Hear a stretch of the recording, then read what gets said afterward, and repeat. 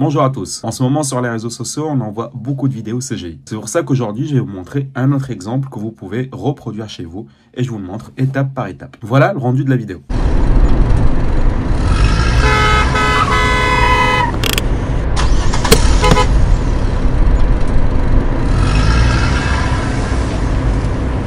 Donc, au cours de ce tuto, je vais vous montrer comment j'ai fait le tracking sur After Effects, une étape facile mais qui est très importante pour la suite de votre animation. Et après, comment j'ai animé le camion grâce à un add-on qui s'appelle Transportation et comment aussi j'ai mis les produits sur la voiture. Allez, je vous laisse regarder le tuto. Alors là, on va ouvrir After Effects. On va cliquer ici sur Nouvelle composition à partir du métrage. Et après, un simple clic sur notre vidéo et on clique sur Importer. Je viens ici pour ajuster la vidéo. Après, vous allez ici avoir Suivi. Si jamais vous ne l'avez pas, vous venez ici dans Fenêtre et vous allez voir ici Suivi. Vous cliquez dessus pour l'afficher à droite. Une fois que vous l'affichez, vous cliquez sur Approche caméra. Ici, l'angle n'est pas fixe. Donc, le mieux, c'est de mettre Zoom variable parce que hop, il va se déplacer à droite. On va venir ici dans Réglage avancé et on va cliquer ici sur Analyse détaillée pour avoir plus de points de tracking pendant l'animation de notre vidéo. Là, on attend le chargement des images. Ici, la première chose à regarder, c'est 0,86. Donc, tant qu'on est au-dessous de 1, c'est parfait pour le tracking. On avance un peu sur notre vidéo ici. Et là, j'ai envie que les points vraiment soient par terre. Par exemple, je peux choisir aussi le vert, lui et lui. Clic droit, définir le plan seul et à l'origine. Clic droit, créer celui des caméras. Voilà, ici, on a notre point de tracking. Maintenant, ce qu'il nous reste à faire, cliquez ici sur le suivi. Après sur le R pour commencer à faire des rotations vraiment minimes, juste pour mettre le plan sur le sol. À vue d'œil, comme ça c'est bien. Ici on va le déplacer aussi sur l'axe DZ. Perfectly.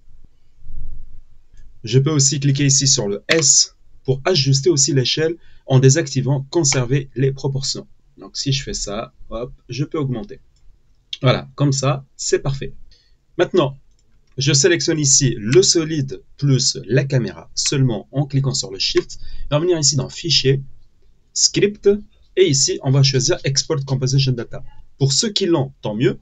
Pour ceux qui ne l'ont pas, je vous mets le lien tout en haut à droite. Vous pouvez regarder la vidéo, vous le téléchargez en même pas 5 minutes, et c'est fait. Et vous allez avoir les mêmes paramètres que moi. Donc vous cliquez ici dans Export Composition Data et après sur Browse. Après on va venir ici dans Product. C'est le nom du dossier que j'ai créé et je vais lui mettre un nom XYZ par exemple. Et on clique sur Enregistrer et après sur Export. On n'a plus besoin de celui-là, du coup je peux cliquer sur le X Enregistrer. Et ici je peux le renommer dans Tracking. On ne sait jamais si je veux revenir dans le même fichier. Et maintenant on ouvre Blender. On clique sur Général, après sur le A et après sur le X pour tout supprimer. Et on va venir ici dans Fichier, Importer, After Effects Composition Data. Et ici on va choisir le fichier qu'on a créé ensemble, XYZ. Hop, il est juste là. Perfectly. J'en suis sûr que là, vous avez peur par rapport à comment la caméra elle est affichée et comment vous allez travailler. Mais j'ai la solution pour vous qui est très simple. On va cliquer déjà en premier lieu sur le G pour déplacer tous les iframes à 1. After Effects commence à 0, Blender commence à 1. Après, je vais venir ici sur le XYZ, Shift S, curseur vers sélection. Et après, ajouter. Objet vide, axe simple qu'on va un petit peu augmenter pour qu'on puisse le voir. Après, on va cliquer ici sur le X, Y, Z. Et après, ici sur l'axe, CTRL P, objet, conserver, transformation. La même chose aussi pour notre solide. On clique dessus et après, avec le Shift, on sélectionne l'axe, CTRL P, objet, conserver, transformation. Maintenant, on peut déplacer ici le solide et la caméra sans perdre le tracking. Donc, on sélectionne ici l'axe qu'on a rajouté. Hop, et je fais quelques petites rotations pour le mettre vraiment à plat. Hop. Et ici, on va le tourner comme ça. On clique sur le set pour voir avec la vue d'en haut et je vais le mettre vraiment droit. Perfectly. Ce qu'on peut faire aussi, cliquer ici pour le mettre en bas. J'ai pas besoin de travailler en hauteur. Après, avec la petite rotation, je vais aussi un petit peu le peaufiner. Hop. Perfectly. Maintenant, on clique sur le 0. On va sélectionner ici la caméra. Et on va venir maintenant dans Données, Image d'arrière-plan, qu'on va cocher, Ajouter une image, Clip vidéo, Ouvrir. Et ici, on va mettre la vidéo. Hop, c'est celle-là. C'est normal que vous la voyez comme ça. On va corriger. Mais avant, on va ici augmenter l'opacité à 1. Après, on va venir ici dans Sortie, et c'est là les résolutions qu'on va modifier. Donc on va chercher ici notre vidéo, afficher d'autres options, propriétés, détails, et ici 720 sur 1280, donc 720, et ici 1280. Et très important de regarder les images par seconde. Donc ici il me dit 30, donc ici je dois changer les 24 en 30. Ma vidéo elle s'arrête ici à 350. On va mettre ici 350, mais bien sûr, on peut le modifier par rapport à l'animation qu'on va générer. Après, ici, dans Sortie, je mets un dossier qu'on va appeler PNG Sequences, comme le mien. Hop, je clique dessus, accepter. Ça, c'est là où les images vont être téléchargées à la fin. Après, on va venir ici dans Rendu, changer le EEV en Cycle, le CPU en Calcul GPU. Ici, maximum 150, j'ai pas besoin de plus pour l'animation. On coche des bruitages ici, on met optique si jamais vous avez une carte RTX. La même chose aussi en bas pour le rendu. Après, on descend tout en bas. Ici, dans pellicule, on va cocher transparent. Et ici, dans performance, on va mettre la taille de tuile au lieu de 2048 en 256. Après, encore tout en bas dans gestion de couleur, on va changer la GX en standard. Maintenant, très important à savoir, si on clique ici sur le F12, vous allez avoir une image comme ça. Nous, on a besoin de la vidéo derrière. Donc, on va y aller ici dans Compositing. On va cliquer sur Utiliser les deux. On va séparer Composite et Visualiseur. On met le Composite en haut. Après Shift A, on va mettre des bruitages à côté de quelques de rendu. Shift A, Visualiseur en bas à droite. Shift A, Alpha au-dessus qu'on met au milieu. Shift A et Vidéo qu'on met tout en haut à gauche. On va venir ici pour la clip vidéo et on met notre vidéo. Maintenant, je vais venir ici aussi dans Calque de vue et on va cocher Données de bruitage. Et maintenant, on va mettre Noisy Image avec l'image, le normal avec le normal, l'albédo avec l'albédo, ici l'image avec l'image ici, le débruitage avec l'alpha au-dessus, et l'alpha au-dessus avec le composite et le visualiseur. Donc là, si je reviens maintenant dans Layout, si je clique sur F12, maintenant j'ai mon solide, celui que j'ai créé, plus la vidéo. Maintenant, vous allez ici dans Fichier et vous allez enregistrer votre progression. Hop, et j'enregistre. Parfait, le tracking, il tient bien ici quand je commence à voir mon animation. Perfectly. Maintenant, on va utiliser un add-on qui s'appelle Transportation, celui-là. Donc, on va venir ici, cliquer sur le N. Une fois que vous l'avez activé, vous l'avez mis dans Add-on Preferences, on va aller ici dans Transportation et ici, on va commencer à choisir notre voiture. Et ici, j'aimerais bien, moi, utiliser ce Kenworth, ce tracteur à l'américaine. Donc, je clique dessus, je laisse HD et centre, et je clique sur Add Vehicle. Voilà, il est juste ici. Je vais lui faire une petite rotation comme ça. Je vais le faire ici.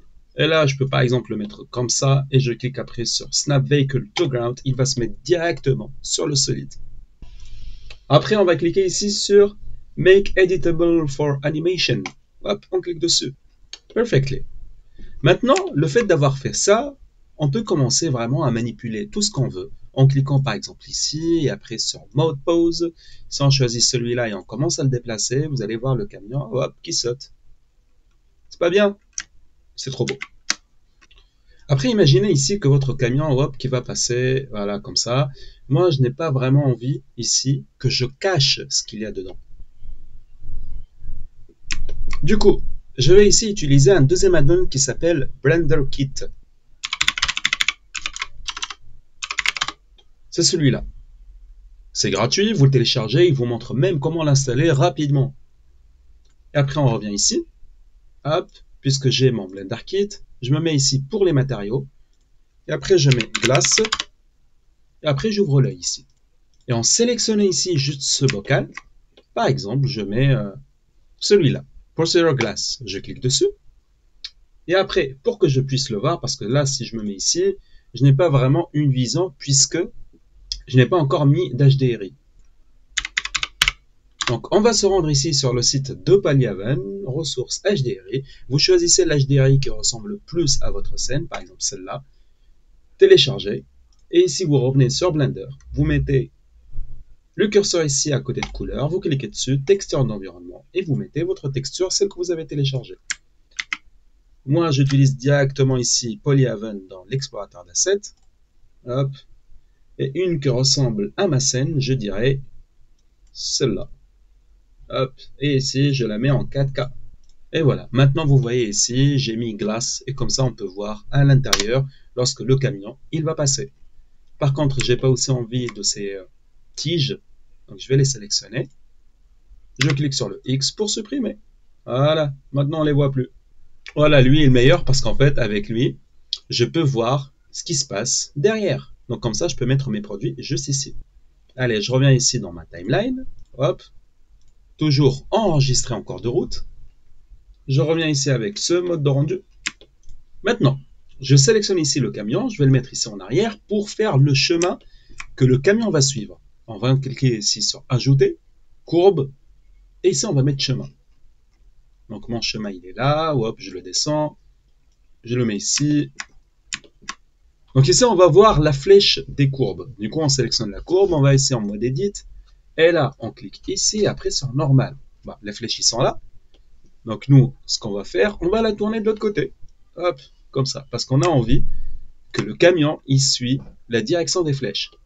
On revient ici en mode objet et on descend ici. Hop. Après on augmente ici la taille. Hop. On règle la flèche de ce côté-là pour la rendre parallèle. On augmente sa taille encore. Maintenant, pour mettre ici le camion qui va suivre la flèche, on va sélectionner ici le camion. Après, on se met ici en mode pause et on resélectionne ici, hop, le carré bleu.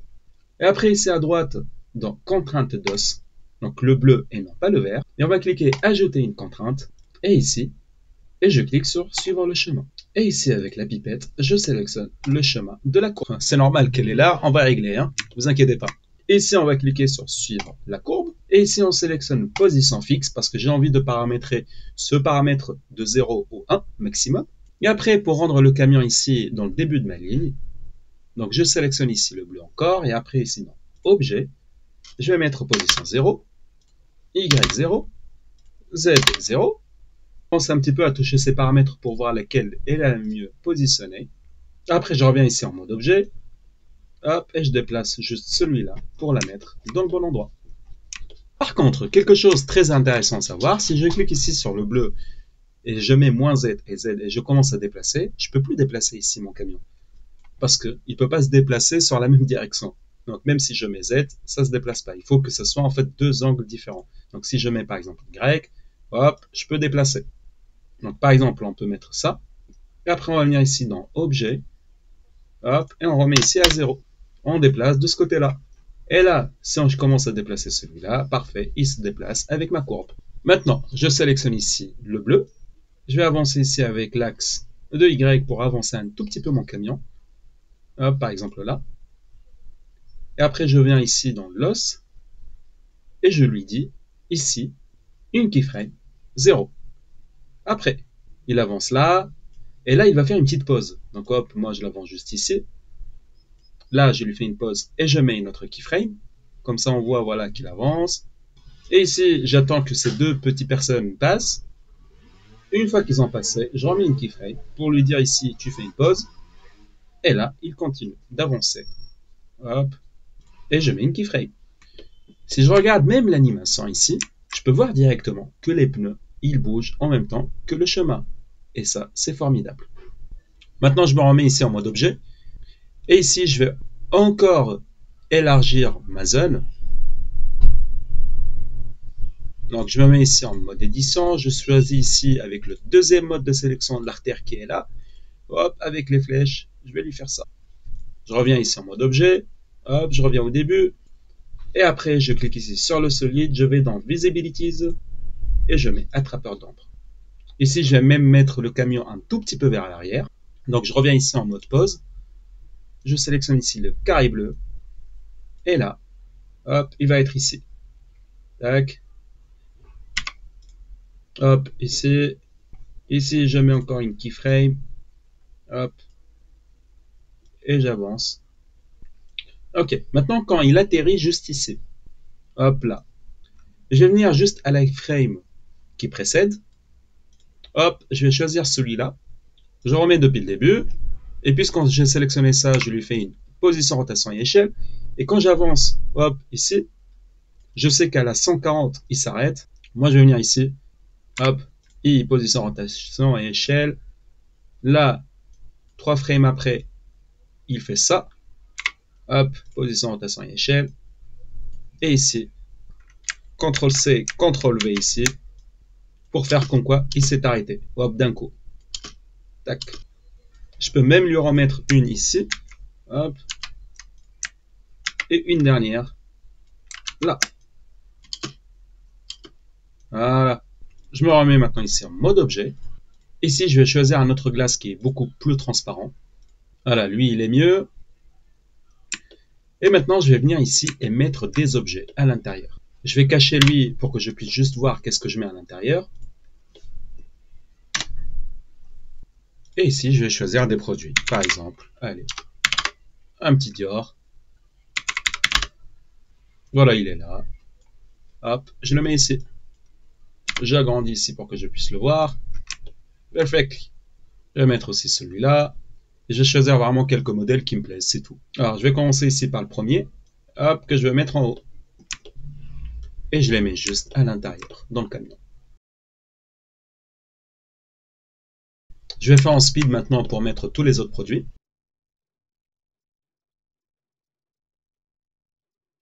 Voilà, tous mes produits maintenant sont bien mis. Perfectly. Maintenant, je fais Alt H pour remettre ici le toit. Et j'ai envie vraiment de l'enlever parce qu'il ne me sert pas à grand chose. Donc X, supprimer le toit. Maintenant, je sélectionne ici l'empty qui a été téléchargé avec mon produit. Donc par exemple celui-là, c'est celui qui me sert à déplacer le produit. CTRL Z pour remettre en place. Et après, je sélectionne ici sur laquelle elle est mise. CTRL P, objet, conserver transformation. Là, si vous voulez regarder, c'est le seul produit qui va suivre ici le camion. Donc, on va faire pareil pour les autres. Donc, je sélectionne ici l'empty. Et après, avec le Shift, le seul, CTRL P, conserver transformation. Pareil aussi pour celui-là. Hop, CTRL P, objet, conserver transformation. Lui aussi. Et le dernier. Hop, CTRL P, objet, conserver, transformation.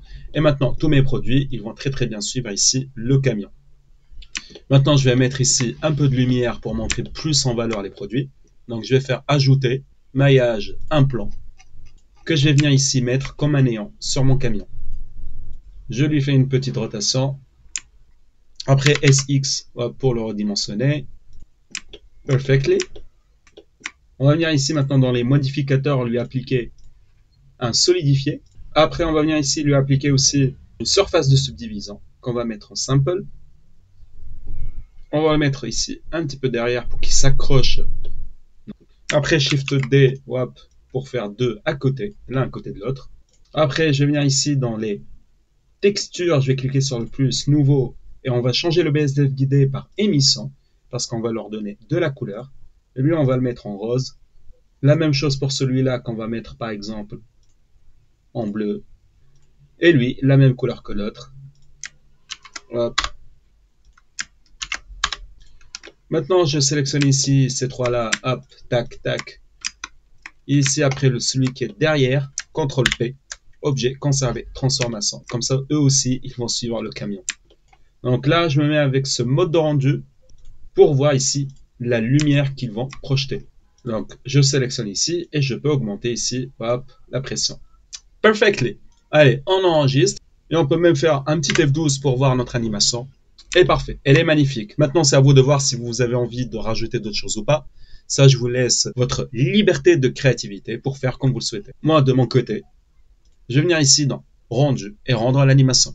Merci à vous d'avoir regardé la vidéo. J'espère que vous avez appris quelque chose au cours de ce tuto et je vous dis à la prochaine.